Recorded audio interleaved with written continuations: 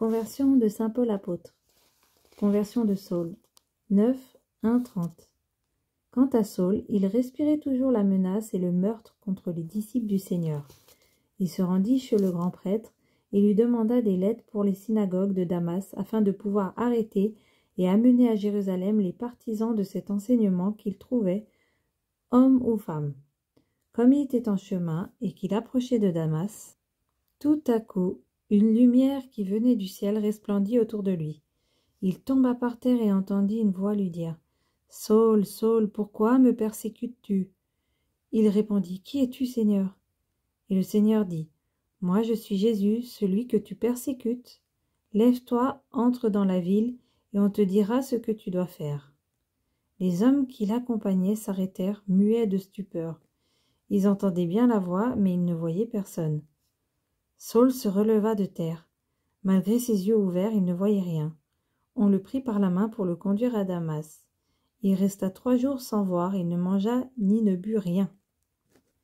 Or il y avait à Damas un disciple du nom d'Ananias. Le Seigneur lui dit dans une vision « Ananias !»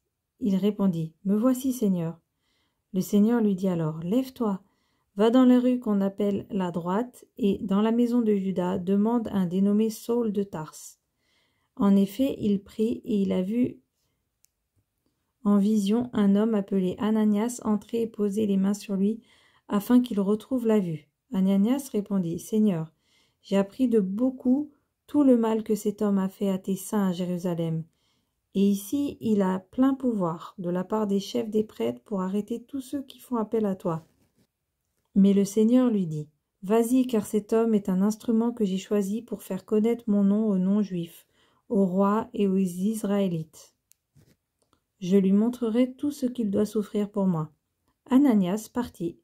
Une fois entré dans la maison, il posa les mains sur Saul en disant « Saul, mon frère, le Seigneur, qui t'est apparu sur le chemin par lequel tu venais, m'a envoyé pour que tu retrouves la vue et que tu sois rempli du Saint-Esprit. » Aussitôt, il tomba comme des écailles de ses yeux et il retrouva la vue.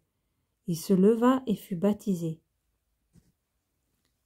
Après avoir pris de la nourriture, il retrouva des forces. Il resta quelques jours avec les disciples qui étaient à Damas et se mit aussitôt à proclamer dans les synagogues que Jésus est le Fils de Dieu.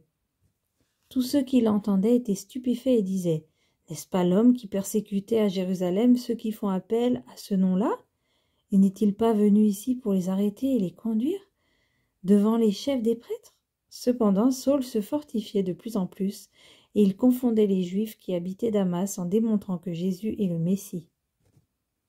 Au bout d'un certain temps, les Juifs se concertèrent pour le supprimer, mais leur complot parvint à la connaissance de Saul. On gardait les portes jour et nuit afin de pouvoir le tuer. Cependant, une nuit, les disciples prirent et descendirent le long de la muraille, assis dans une corbeille.